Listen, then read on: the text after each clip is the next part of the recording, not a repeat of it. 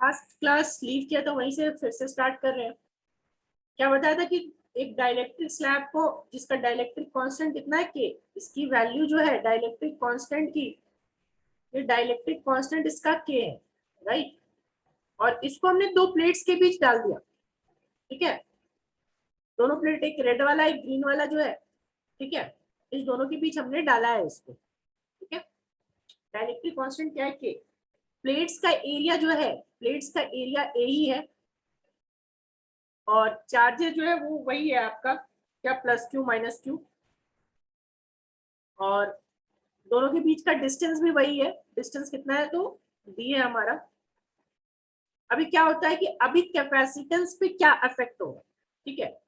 तो कैपेसिटेंस पे क्या इफेक्ट होगा, तो पहले वाला कैपेसिटेंस इन एयर सी जो हमने माना, ठीक है, सी नॉट को हम लोग मानते हैं capacitance in air.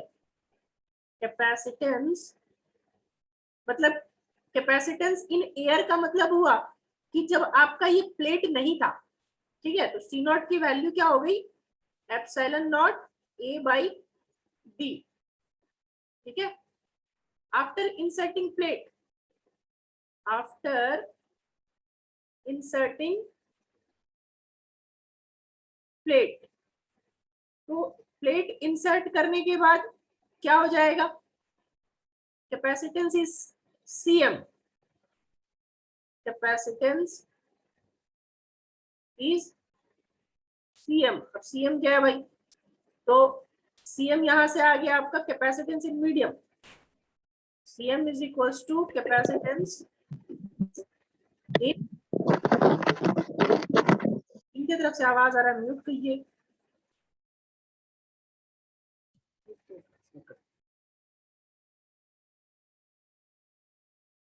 Capacitance in CM क्या हो गया, तो capacitance in medium.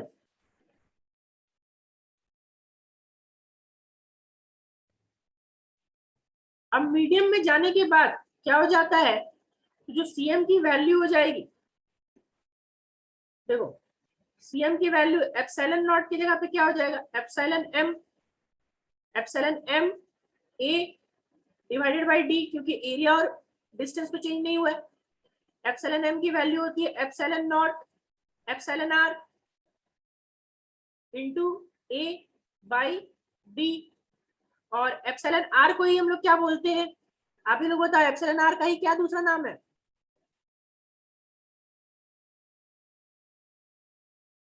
Epsilon R का दूसरा नाम क्या है, के यानी डाइलेक्ट्रिक कांस्टेंट, ठीक है। यहाँ एप्सिलॉन नॉट क्या लिखेंगे, देखो तो एप्सिलॉन नॉट, ठीक है, के times of A by D, इसको थोड़ा सा अरेंज कर रहे तो क्या हो गया, K times of epsilon naught A by D, और epsilon naught A by D की वैल्यू क्या थी, epsilon naught A by D का वैल्यू क्या लिया हमने,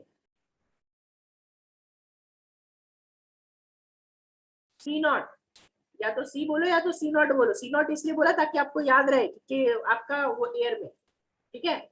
यहाँ से हमारे पास क्या आ गया, सी एम इक्वल्स टू के सी नॉट, ठीक है, सी एम इक्वल्स टू क्या हो गया, के सी नॉट।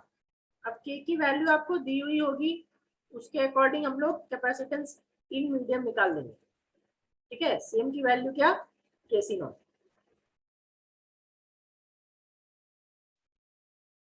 के आपका क्या है, तो के डाइलेक्ट्रिक कांस्टेंट है, यहाँ देखो ऑलरेडी लिखा हुआ है, लिख दिया, K is equals to dielectric constant, C not is equals to capacitance in air, C M equals to capacitance in medium, ठीक है। यहाँ पे लिख लो आप, के इक्वल्स टू डाइलेक्ट्रिक कांस्टेंट, और ये मैंने पहले भी प्रूव कर रखा है, लास्ट क्लास जब बताया था उस टाइम भी प्रूव किया था। यहाँ पे देखो, अगर आपको याद नहीं है तो पैरेलल प्लेट नहीं भी पढ़ते तो भी मैंने ये प्रूव कर दिया था। यहाँ पे सेम चीज, सी एम इक्वल टू के सी है ना, ये ऊपर वाला सी एम इक्वल टू के सी नॉट, ठीक है। तो इसी तरीके से फिर से वही डाइलेक्ट्रिक कांस्टेंट को आप फिर से डिफाइन कर सकते हो, यहाँ डाइलेक्ट्रिक कांस्टेंट को फिर से डिफाइन कर सकते हो कि कैसे डिफाइन करेंगे, dielectric constant can also be defined as ratio of capacitance in medium to the capacitance in air, है ना। लास्ट क्लास से डिफाइन किया था ना मैंने। सेम चीज यहाँ पे, dielectric constant is defined as ratio of capacitance. अब बस यहाँ पे एक चीज आप चेंज करना चाहो तो capacitance of A parallel plate capacitor लिख दो, ठीक है। Capacitance of A parallel plate capacitor लिख दो तो वो भी सही हो जाएगा आपका। देखो, dielectric constant is defined as ratio of parallel plate capacitance, parallel plate capacitor, ठीक है, ratio of a parallel plate capacitor, capacitance of a parallel plate capacitor, ratio of capacitance of capacitance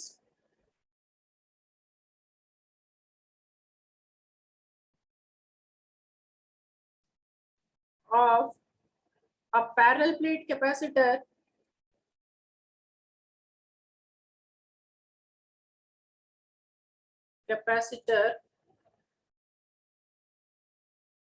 in air to, sorry उल्टा लिख दिया, capacitance in medium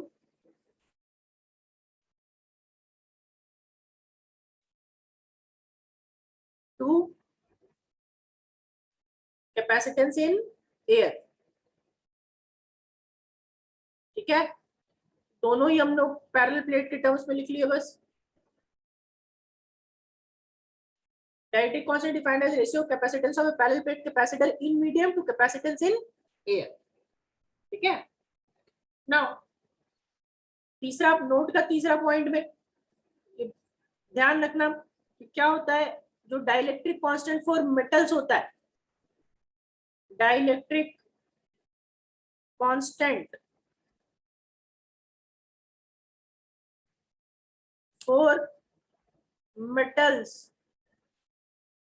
and conductors is infinity. और ये आपका इससे बहुत सारे न्यूमेरिकल्स आते हैं और ऑब्जेक्टिव में भी आता है ये सवाल, ठीक है। मेटल्स और कंडक्टर्स के लिए के की वैल्यू जो होती है वो क्या होती है, इंफिनिटी होती है। बाकी दो चार आपको ऑलरेडी बता रखा है, वाटर का, ठीक है, वाटर का और आपका ग्लास का, ठीक है, माइका का, ये तीनों बताया था कि याद रखिएगा। ये नोट का तीसरा पॉइंट था। नोट का भी चौथा पॉइंट में एक और जो वैल्यू आता है आपका, एक नया टर्म आएगा आपके पास, डाइलेक्ट्रिक स्ट्रेंथ, ठीक है। ये सारा छोटा छोटा टर्म्स है जिससे ऑब्जेक्टिव पूछे जाते हैं। एक होता है डाई इलेक्ट्रिक स्ट्रेंथ। अब ये क्या होता है भाई, ठीक है। तो डाइलेक्ट्रिक स्ट्रेंथ समझने के लिए हम लोग थोड़ा सा इसमें आते हैं, डाइलेक्ट्रिक वाली चीजों में आते हैं, जब डाइलेक्ट्रिक आपको बताया था तो, ठीक है। देखो ये हमने पोलराइजेशन पढ़ा था ना कि ई नॉट इलेक्ट्रिक फील्ड लगाते हैं तो जाके ये पोलराइज होता है, ठीक है। अब मैंने ये आपको समझाया था कि आप लोग, फिर से वही चीज पूछ रहा हूं, बताओ इलेक्ट्रिक फील्ड बढ़ेगा तो पोलराइजेशन बढ़ेगा या घटेगा?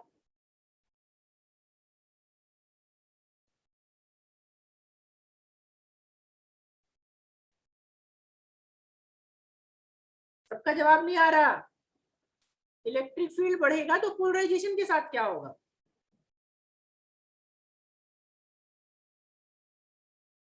सिर्फ 5-6 बढ़ेगा, बिल्कुल इंक्रीज होगा, राइट। अब सवाल यहाँ ये उठता है कि सोचो कि अगर हम लोग इलेक्ट्रिक फील्ड एक लिमिट तक ही पढ़ा पाएंगे, ठीक है। मान लो इसमें हमारा, मान लो सपोज इसमें हमारा अराउंड 1000 इलेक्ट्रॉन, ठीक है। अब इस 1000 इलेक्ट्रॉन तक हम इलेक्ट्रिक फील्ड बढ़ा दिए। अब इससे ज्यादा, ये 1000 इलेक्ट्रॉन पोलराइज हो चुका है, 1000 इलेक्ट्रॉन पोलराइज हो चुका है का मतलब कि सारा इलेक्ट्रॉन इस साइड में आ चुका है, ठीक है। सारा इलेक्ट्रॉन कहाँ आ चुका है आपका, लेफ्ट हैंड साइड में, ये वाले साइड में, तो अभी सारा इलेक्ट्रॉन इस साइड में आ चुका है, अब इसके बाद इलेक्ट्रिक फील्ड बढ़ाएंगे तब क्या होगा बताओ, तब क्या होना चाहिए, तब क्या इंसुलेटर इंसुलेटर रह जाएगा?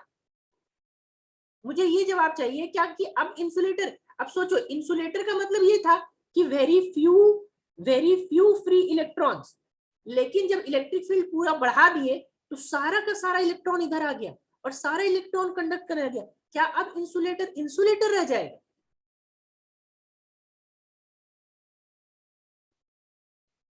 नहीं, अब इंसुलेटर ब्रेक हो जाएगा, किसमें? कंडक्टर में, मतलब वो अब इंसुलेटर क्या बिहेव करने लगेगा? कंडक्टर की तरह, ठीक है। तो मैक्सिमम इलेक्ट्रिक फील्ड जो हुआ, जो ऐसा मैक्सिमम इलेक्ट्रिक फील्ड, ठीक है, जिसके वजह से क्या हो जाए, डाइलेक्ट्रिक पूरी तरह से पोलराइज हो जाए और उसका इंसुलेटिंग प्रॉपर्टी ब्रेक हो जाए और वो किस तरह काम करने लगे? कंडक्टर की तरह। तो वैसे इलेक्ट्रिक फील्ड को हम लोग बोलते हैं डाई इलेक्ट्रिक स्ट्रेंथ, ठीक है।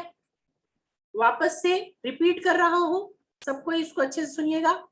इलेक्ट्रिक फील्ड की मैक्सिमम वैल्यू, ठीक है, मैक्सिमम वैल्यू जब तक इंसुलेटर इंसुलेटर की तरह बिहेव करे, उसके ऊपर उसका इंसुलेटिंग प्रॉपर्टी ब्रेक हो जाएगा, ठीक है, उसके ऊपर इंसुलेटिंग प्रॉपर्टी ब्रेक हो जाएगा, उसके नीचे इंसुलेटिंग प्रॉपर्टी ब्रेक नहीं होगा और ऊपर जाने पे वो कंडक्टर की तरह बिहेव करने लगेगा, ठीक है। क्या ये डेफिनेशन सबको क्लियर हुआ?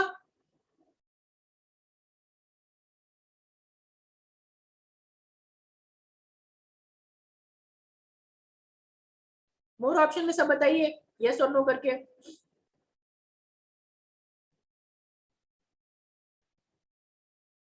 चलिए आइए वापस से, तो अभी वापस से हम लोग उस पे आते हैं और डिफाइन करते हैं इसको, डाइलेक्ट्रिक स्ट्रेंथ को, ठीक है। Dielectric strength is defined as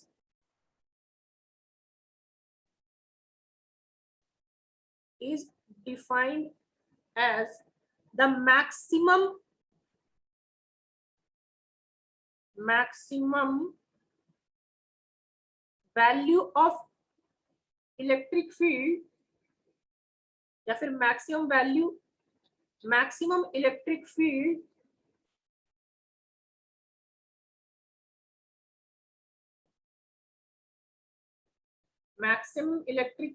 a dielectric can withstand, or dielectric can withstand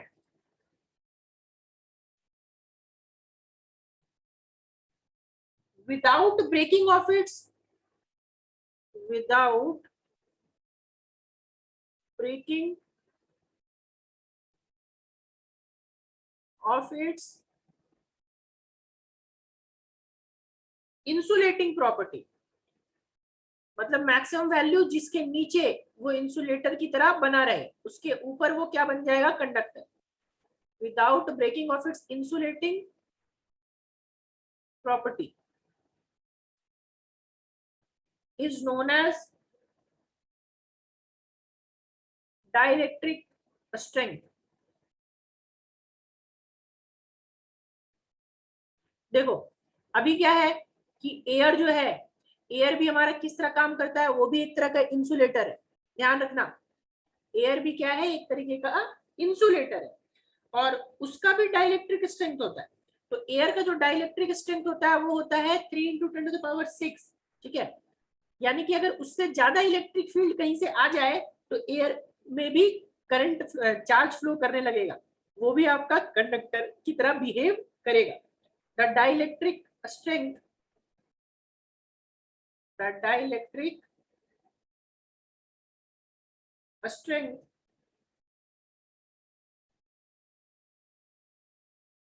for air is E की वैल्यू कितनी? 3 × 10⁶ वोल्ट पर मीटर लिखो या न्यूटन पर कूलम लिखो, ठीक है, दोनों ही इलेक्ट्रिक फील्ड का यूनिट है, तो वोल्ट पर मीटर या फिर न्यूटन पर कूलम। एयर के लिए डाइलेक्ट्रिक स्ट्रेंथ कितना होता है 3 इंटू 10⁶ वोल्ट पर मीटर। ठीक है, नाउ फिफ्थ में अभी जो नेक्स्ट पॉइंट है वो मैं आपको क्या है कि नेक्स्ट क्लास में हम लोग डील करेंगे, लेकिन फिफ्थ पॉइंट में हम लोग क्या है कि कुछ एक चीजें देखते हैं जो ऑलरेडी हम लोग पढ़े हुए हैं, क्योंकि वो आगे जाके आपको हेल्प करे। देखो आपने फोर्स पढ़ा, कूलम्स लॉ, कूलम्स लॉ पढ़ा था जिसमें लिखा था हम लोगों ने 1/4πε0, ठीक है, 4πε0 Q1 Q2 by r², है ना, Q1 Q2 by r²। अब अभी क्या है, आगे से हम लोग इसको फोर्स इन एयर डील करेंगे, ध्यान से समझना। इसको क्या लिखेंगे F0, F0 यानी कि फोर्स इन एयर, ठीक है। अभी देखो अगर फोर्स इन मीडियम लिखेंगे तो फोर्स इन मीडियम लिखेंगे तो क्या हो जाएगा 1/4π, ठीक है, समझना है यहाँ पे एप्सिलॉन नॉट की जगह क्या आ जाएगा एप्सिलॉन m और Q1 Q2 by r²। ये ऑलरेडी मैं बता रखा हूँ कूलम्स लॉ में। और एप्सिलॉन m की जगह पे क्या लिखेंगे भाई, तो एप्सिलॉन m की जगह पे एप्सिलॉन नॉट एप्सिलॉन r लिखेंगे ना, 1/4π एप्सिलॉन m, एप्सिलॉन m की जगह पे क्या एप्सिलॉन नॉट एप्सिलॉन r। तो आप ही लोग बताओ इस चैप्टर में, सेकंड चैप्टर में एप्सिलॉन r का एक और नाम क्या लिखते हैं, पहले में तो ये 1/4π एप्सिलॉन नॉट को ही क्या बोल देते थे, लेकिन अब सेकंड चैप्टर में जब से आए तो एप्सिलॉन r को क्या बोल रहे हैं हम,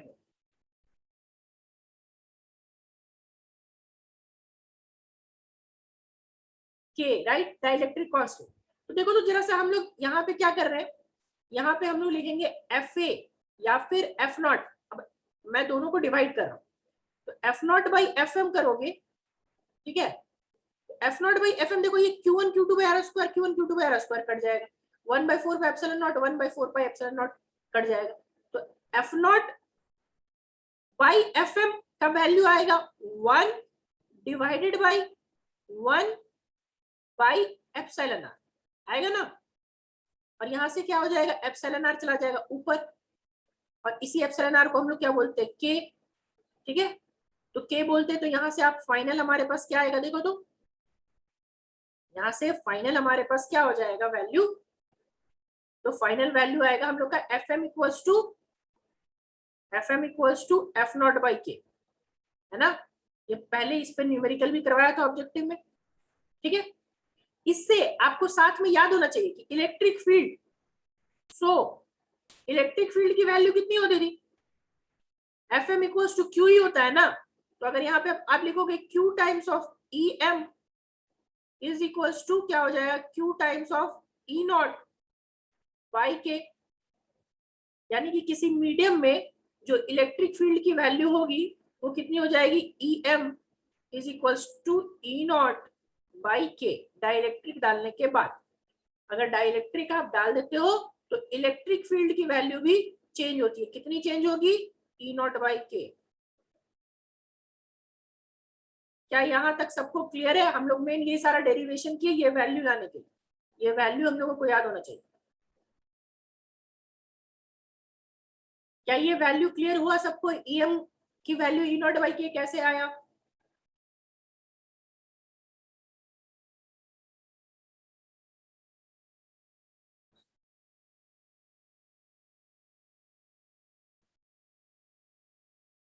चलो ठीक है।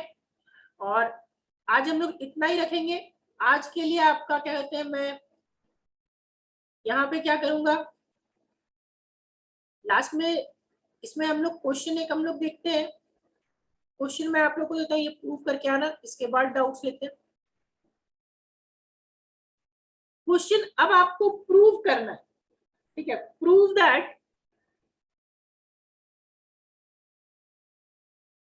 और ये बोर्ड्स के लिए इंपॉर्टेंट है, बोर्ड्स में ये जैक में भी आ चुका है और सीबीएसई में भी आ चुका है 3 मार्क्स, ठीक है।